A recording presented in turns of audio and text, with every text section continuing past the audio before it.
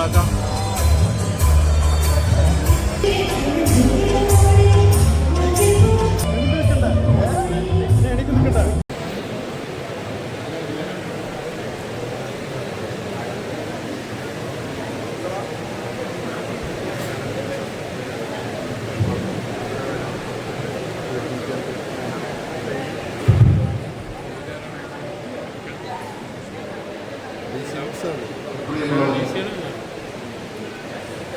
നമുക്ക് പെട്ടെന്ന് ചടങ്ങ് ആരംഭിക്കണം. ശ്രീ കെ ടി ജലീലിൻ്റെ വളർത്തി രാഷ്ട്രീയ ലക്ഷ്യങ്ങൾ പൂർത്തീകരിക്കുന്നതിനുള്ള ശ്രമങ്ങൾ ലോകത്താകെ നടക്കുകയാണ്. ഇതേ രാഷ്ട്രീയ തന്ത്രം തന്നെ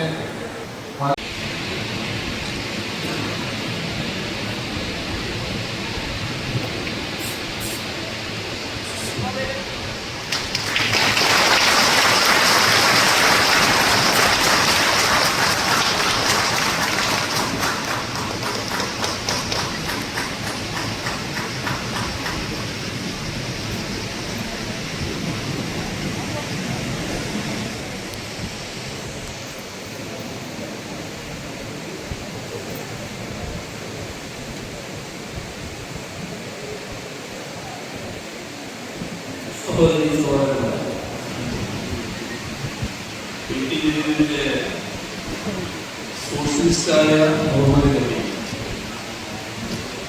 പുസ്തകം എല്ലാവരുടെയും അനുമതിയോടെ പ്രകാശനം ചെയ്തതായി ആദ്യമായും അറിയിച്ചു.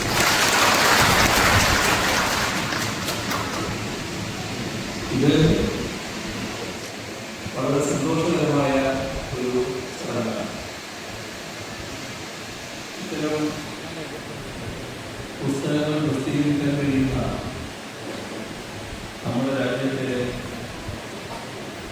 അത്യപൂർവ സംസ്ഥാനങ്ങളിൽ ഒന്നാണല്ലോ കേരളം. അതുകൊണ്ടിട്ടാണ് സന്തോഷകരമായ ഇത്തരം കുട്ടികൾ പുറത്തിറക്കാൻ കഴിയുന്ന മതനിരപേക്ഷ സാഹചര്യം ദേശീയ തലത്തിൽ ചുരുങ്ങിയിരിക്കുകയും നമ്മുടെ കേരളത്തിൽ തീർത്തും വ്യത്യസ്തമായ ഒരു സംവാദാത്മക ജനാധിപത്യ ഭരണത്തിൻ്റെ പൊതുമാതൃക നിലനിൽക്കുന്നുവെന്ന് എല്ലാവരും സമ്മതിക്കുന്ന കാര്യം. I know Muhammad. ഞാൻ മുഹമ്മദിനെ സ്നേഹിക്കുന്നു എന്നാണ് പറഞ്ഞത്.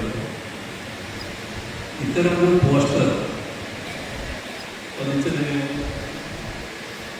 ഉത്തർപ്രദേശിലെ കേസ് നിരവധി പേരെ അറസ്റ്റ് ചെയ്തു.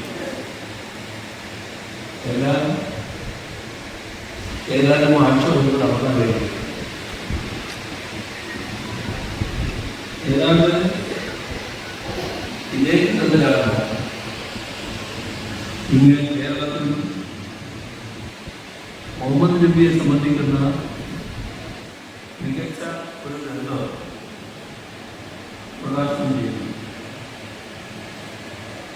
അതുകൊണ്ട് തന്നെ ഈ പുസ്തക പ്രകാശനം ഏത് മതേതരവാദിയിലും സന്തോഷമുള്ളതാണ്. നിയമസഭാ സാമാജികനായ കെ ടി ജലീൽ രചിച്ച ഈ പുസ്തകം BCAയുടെ ഉടമസ്ഥതയിലുള്ള BC ബുക്സാണ് വായനക്കാരുടെ കൈകളിൽ എത്തിക്കുന്നത്. പുസ്തകം പ്രകാശിപ്പിക്കുന്നയാൾ കമ്മ്യൂണിസ്റ്റുകാരനാണെന്നുള്ള അർത്ഥത്തിലാണ്. ഏറ്റുവാങ്ങുന്നത് കേരളത്തിലെ അറിയപ്പെടുന്ന ഇസ്ലാമിക് പണ്ഡിതൻ തുടങ്ങിയ മുമ്പോട്ട് പോകും. പുസ്തക പ്രത്യേക നടത്തുന്നവരുടെ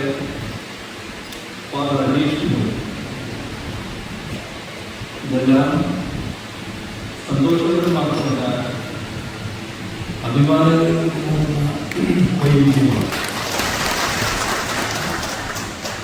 ഒരുപക്ഷെ കേരളത്തിൽ മാത്രം സാധ്യമാകുന്ന ഒന്നാണ്.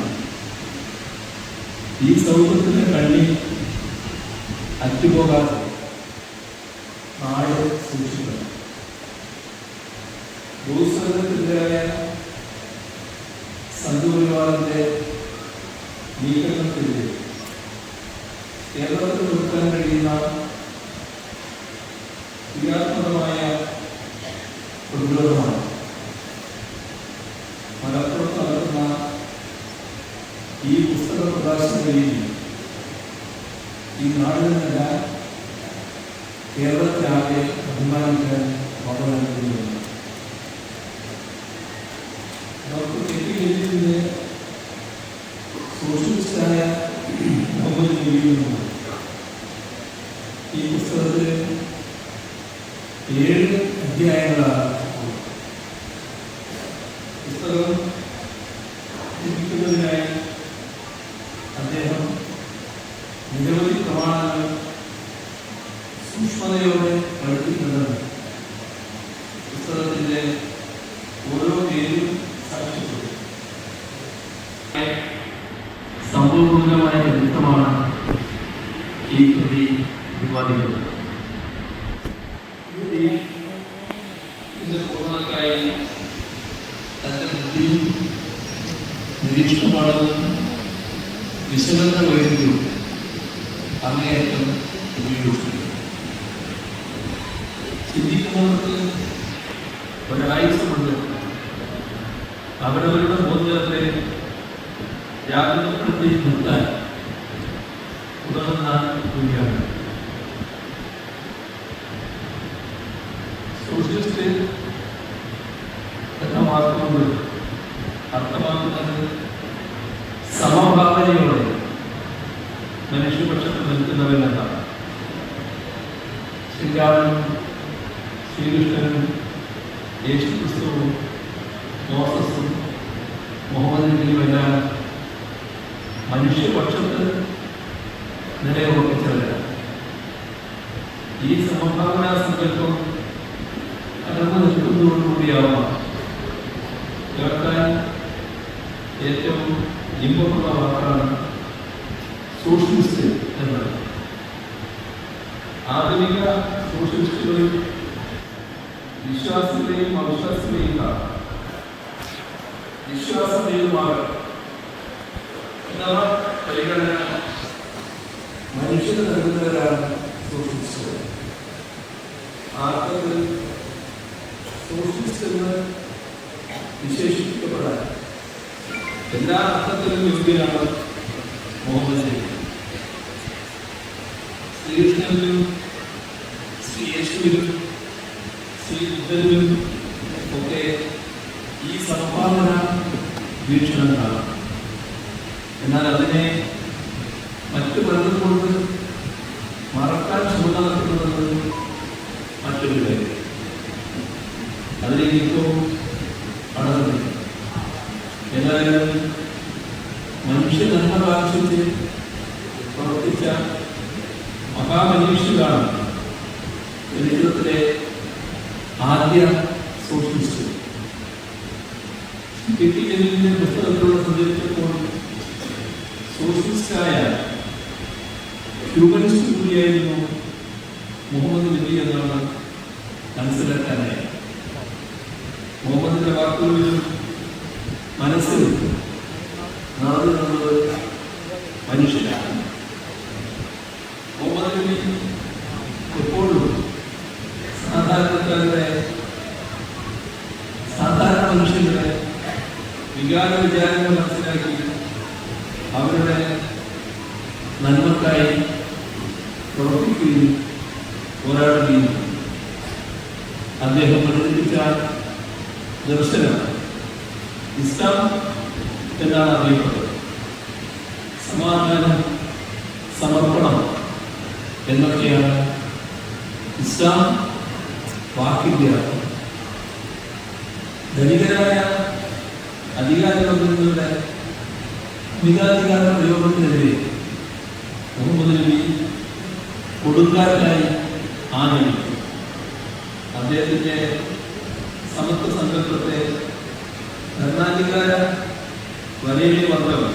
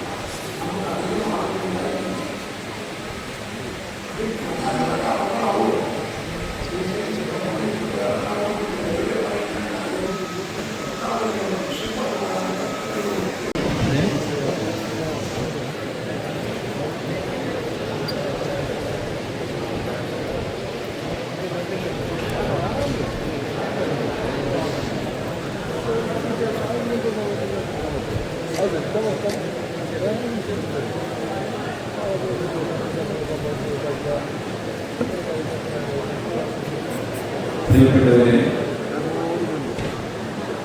ബഹുമാന്യനായ മുഖ്യമന്ത്രിയുടെ വിശദമായ പ്രഭാഷണത്തിന് ശേഷം നമ്മുടെ പരിപാടികൾ തുടരുകയാണ്. സമകാലിക പ്രസക്തിയെക്കുറിച്ചാണ് മുഖ്യമന്ത്രി സംസാരിച്ചത്. ബംഗ്ലാദേശിലെ ജമാഅത്തെ ഇസ്ലാമിയുടെ പരാജയം നമ്മുടെ ഇന്ത്യക്ക്, നമ്മുടെ രാജ്യത്തിന്, നമ്മുടെ കേരളത്തിന് വൈദ്യർ മാപ്പിള കലാ അക്കാദമിയുടെ അധ്യക്ഷനുമായ ഡോക്ടർ ഹുസൈൻ നെട്ടത്താണി അവരുടെ ബഹുമാന്യനായ മുഖ്യമന്ത്രിയിൽ നിന്ന് പുസ്തകത്തിന്റെ ആദ്യ കോപ്പി ഏറ്റുവാങ്ങിയ സമസ്ത കേരള ദക്ഷിണ മേഖലയുടെ ജനറൽ സെക്രട്ടറി, ദക്ഷിണ കേരള ജംഇയ്യത്തുൽ ഉലമയുടെ മുഖ്യ കാര്യദർശി, സംസ്ഥാനത്തെ അറിയപ്പെടുന്ന പ്രഭാഷകനും പണ്ഡിതനുമായിട്ടുള്ള ഹജ്ജ് കമ്മിറ്റിയുടെ മുൻ ചെയർമാൻ കൂടിയായ ജനാബ് കൊടിയൂർ മുഹമ്മദ് കുഞ്ഞ് മൗലവി അവരുടെ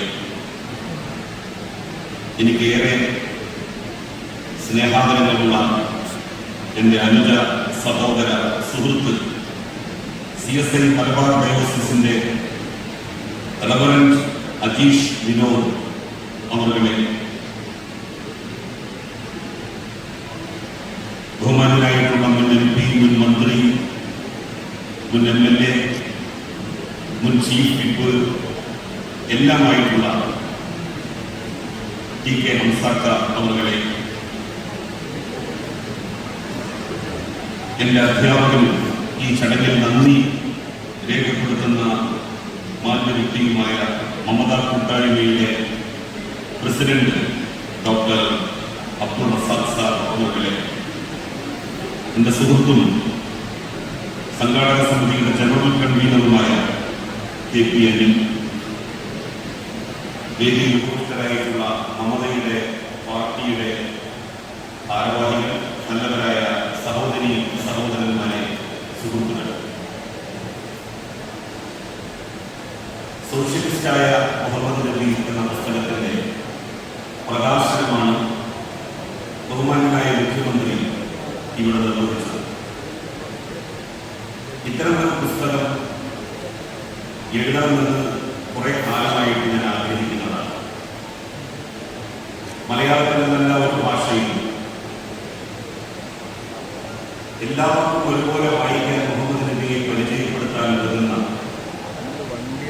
ഒരു ചെറിയ ഗ്രന്ഥം ഇല്ലെന്നുള്ളത് പല സന്ദർഭങ്ങളിൽ ഞാൻ മനസ്സിലാക്കിയിട്ടുണ്ട്. പ്രവാചക ജീവിതത്തിലെ സോഷ്യലിസ്റ്റ് ആശയങ്ങളുമായി ബന്ധപ്പെട്ട കാര്യങ്ങൾ മാത്രമാണ് ഈ പുസ്തകത്തിൽ പ്രതിപാദിക്കുന്നത്. നേരത്തെ ബഹുമാനപ്പെട്ട മുഖ്യമന്ത്രി സൂചിപ്പിച്ചു. ഒരു ദിവസത്തെ കുറിച്ച് ബംഗ്ലാദേശിൽ ആഭ്യന്തരമായിട്ടുള്ള സംഘർഷങ്ങൾക്കൊടുവിൽ ഒരു പൊതുതെരഞ്ഞെടുപ്പ് നടന്നു. ആ പൊതുതെരഞ്ഞെടുപ്പിൽ ഉള്ള സഖ്യമാണ് അവര് ഇന്ത്യയിൽ RSSന്റെയും BJPയുടെയും നേതൃത്വത്തിൽ നടക്കുന്ന കാര്യങ്ങളാണ് ബംഗ്ലാദേശിൽ ചർച്ചാ വിഷയമാക്കാൻ വേണ്ടി ശ്രമിച്ചത്. ഇന്ത്യയിൽ മതന്യൂനപക്ഷങ്ങളായിട്ടുള്ള മുസ്ലിങ്ങൾ, ക്രൈസ്തവർ എല്ലാം തന്നെ ഹൈന്ദവ സമുദായത്തിൽപ്പെടുന്ന ആളുകളെ ആക്രമിക്കുകയും കൊല്ലുകയും ചെയ്യുന്ന സ്ഥിതി ബംഗ്ലാദേശിൽ ഉണ്ടായിരുന്നു. അത് പത്രങ്ങൾ റിപ്പോർട്ട് ചെയ്യുകയും ചെയ്യുന്നു. അവിടെ വളരെ പ്രചാരങ്ങൾ ഒടുവിൽ നടന്നത് 94% മുസ്ലിം ജനവിഭാഗം അധിവസിക്കുന്ന രാജ്യം. ആ രാജ്യത്ത് മഹാഭൂരിപക്ഷം വരുന്ന മുസ്ലിങ്ങൾ 3/2 ഭൂരിപക്ഷത്തോടു കൂടിയാണ് ബംഗ്ലാദേശ് നാഷണലിസ്റ്റ് പാർട്ടി അഥവാ ബംഗ്ലാദേശിലെ മതനിരപേക്ഷ സംഘടനയെ വിജയിപ്പിച്ച് അധികാരം ഏൽപ്പിച്ചിരിക്കുന്നത്. ജമാഅത്തെ ഇസ്ലാമിക്കും അവരുടെ സഖ്യകക്ഷികൾക്കും എല്ലാം കൂടി വെറും 71 സീറ്റുകൾ കൊണ്ട് തൃപ്തിപ്പെടേണ്ടി വന്നു. ഇത് സൂചിപ്പിക്കുന്നത് ലോകത്തുള്ള എല്ലാ മതവിശ്വാസികളും, എല്ലാ രാജ്യക്കാരും മതേതര ജനാധിപത്യ സോഷ്യലിസ്റ്റ് സങ്കല്പങ്ങൾ അവർ നല്ല വിശ്വാസികളായിക്കൊണ്ട് തന്നെ പുൽകാൻ ആഗ്രഹിക്കുന്നു എന്നുള്ളതാണ്. ആ ഒരു നല്ല റിസൾട്ട് പുറത്തു വന്ന ദിവസം തന്നെ വളരെ യാദൃശ്ചികമായി സോഷ്യലിസ്റ്റായ മുഹമ്മദ് നബിയുടെ പ്രകാശന കർമ്മവും കൂടി നടക്കുന്നു എന്നുള്ളത് നമ്മിൽ ഓരോരുത്തരിലും ഉണ്ടാക്കുന്ന സന്തോഷം ചെറുതല്ല. ലോകത്ത് ഒരുപാട് മതങ്ങളും പ്രവാചകന്മാരുമുണ്ട്. ആ മതങ്ങളൊക്കെ തന്നെ ബഹുമാനിക്കപ്പെടേണ്ടതാണ്. ഇന്ന് ഏറ്റവും പ്രചാരത്തിലുള്ള, ഏറ്റവും പ്രാചീനമായ മതം എന്ന് പറയുന്നത് ഹിന്ദുമതമാണ്. ആ ഹിന്ദുമതത്തെ ഒരു മൂത്ത ജ്യേഷ്ഠ സഹോദരന്റെ സ്ഥാനത്ത് കണ്ടാൽ ക്രിസ്ത്യാനിറ്റി, ക്രിസ്തുമതത്തെ തൊട്ടടുത്ത സഹോദരനായിട്ട് കാണാം. മോസസിന്റെ ജൂതമതത്തെ നമുക്ക് മറ്റൊരു സഹോദരനായിട്ട് കാണാം. അങ്ങനെ 1,00,000-ലധികം പ്രവാചകന്മാർ സഹോദര പരമ്പരകളിലൂടെ വന്ന് ഏറ്റവും ഇളയ സഹോദരനായി ഇസ്ലാമിനെ കാണാം. അങ്ങനെ മതങ്ങൾ പരസ്പരം ജ്യേഷ്ഠ സഹോദരന്മാർ തമ്മിലും അനുജ സഹോദരന്മാർ തമ്മിലും ഉണ്ടാകുന്ന ഐക്യപ്പെടലായിട്ട് നമുക്ക് വ്യാഖ്യാനിക്കാൻ കഴിയും. പ്രാചീന മതമായ ഹിന്ദുമതം മറ്റു മതങ്ങളെ നോക്കിക്കാണേണ്ടത് അവരുടെ അനുജ സഹോദരങ്ങളുള്ള ബഹുമാനം, കാരുണ്യവും സ്നേഹവും അനുവർത്തിച്ചുകൊണ്ടാണ്. ഹിന്ദുമതം ഉൾപ്പെടെയുള്ള മറ്റു മതങ്ങളെ, കാലപ്പഴക്കമുള്ള ദർശനങ്ങളെ ഒരു വിശ്വാസിയായ മുസ്ലിം നോക്കിക്കാണേണ്ടത് ആദരവോടുകൂടിയാണ്. വിശുദ്ധ ഖുർആനിൽ ഒരു വചനമുണ്ട്,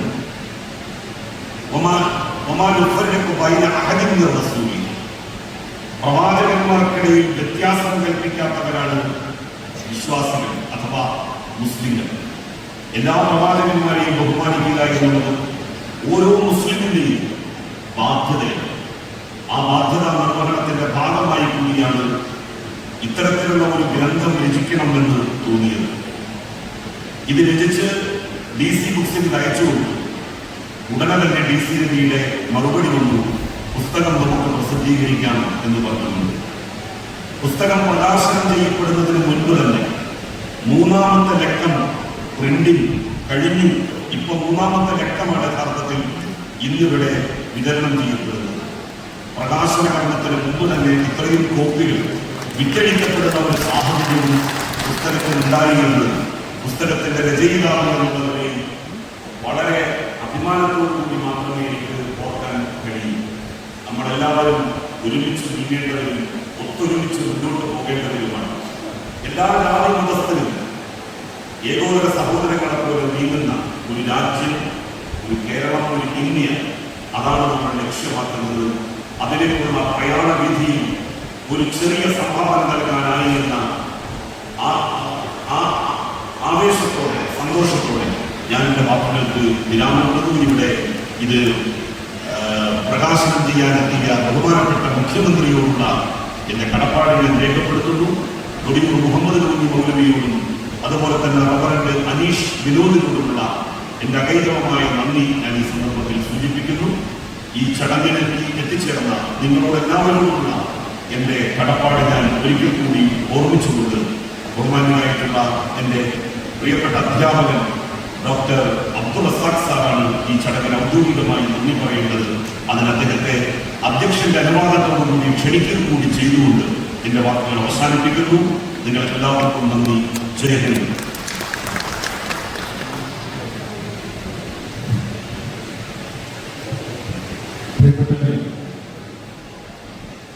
നന്ദി പ്രകാശിപ്പിക്കാൻ ഒരു മിനിറ്റ് മതി. പക്ഷേ 2-3 മിനിറ്റ് എടുത്ത് ഈ പുസ്തകവുമായി ബന്ധപ്പെട്ട ഒരു കാര്യം പറയേണ്ടതുണ്ട്.